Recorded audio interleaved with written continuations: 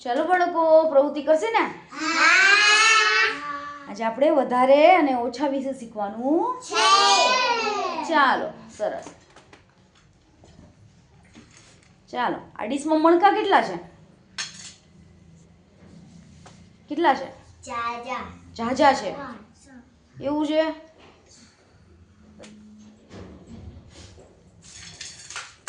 હવે આનાથી જાજા તમે પેલા એમ કેમ નક્કી કરી લીધું કે એમાં વધારે છે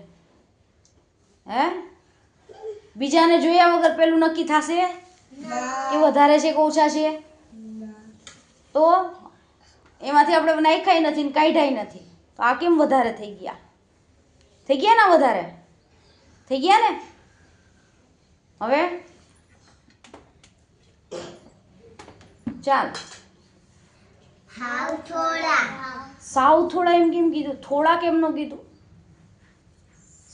થોડા એમ કેમ ન કીધું સાવ થોડા કેમ કીધું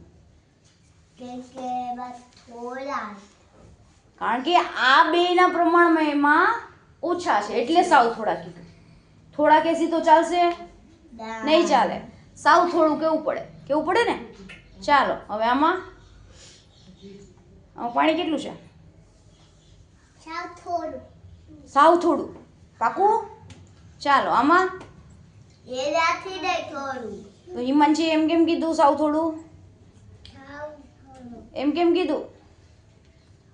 હે એમને એક જોઈને નક્કી થશે નહીં થાય તો કેમ એમ નક્કી કરી લ્યો છો કે સાવ થોડું છે એનાથી નહીં થોડું નીકળે આપણે આમાં નાખ્યું છે નથી નાખ્યું ચાલો હવે આમાં જાજુ એટલે કેટલું સૌથી વધારે આ બેના પ્રમાણમાં આમાં વધારે છે પછી થોડું છે સાવ થોડું વચ્ચે છે ને કારણ કે આ બે જોવાની પછી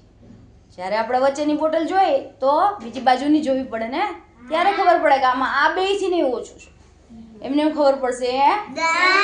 નહીં ચાલો યંશ ભાઈ બતાવો ચાલો યંશ કેવડો છે નાનો ચાલો સરસ નાનો છે ને હાલો અંશિકા ઊભી થા હવે યંશ કેવડો છે મોટો કેમ ખેંચો આપણે એને તો અચાનક મોટો થઈ ગયો ખાઈને તો કેમ થઈ ગયો કેમ મોટો થઈ ગયો યંશ નાનો છે તો અંશિકા કેવડી છે નાની છે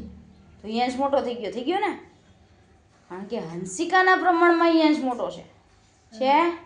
ચાલો ભગવતી ચાલો હવે યંશ કેવડો છે નાનો કેમ એમ થાય છે ઘડીક નાનો થઈ જાય ઘડીક મોટો થઈ જાય આપણે એને ખેંચતાય નથી ખેંચી છીએ કોઈ તો કેમ નાનો મોટો થઈ જાય છે સમજાણું એકને નક્કી ન થાય એકને જોઈને આપણે બીજું જોવું પડે ત્યારે નક્કી થાય એમને એમ કહી દેવાય કે આ વધારે છે કે થોડું છે ન કહેવાય બીજાને જોશી ત્યારે આપણે પહેલાંની ખબર પડશે સમજાણું બેથી વધારે વસ્તુ હોય તો જ નક્કી થાય એમાં વધારે છે થોડું છે નાનું છે મોટું છે સમજાણું ને ચાલો સરસ મજા આવી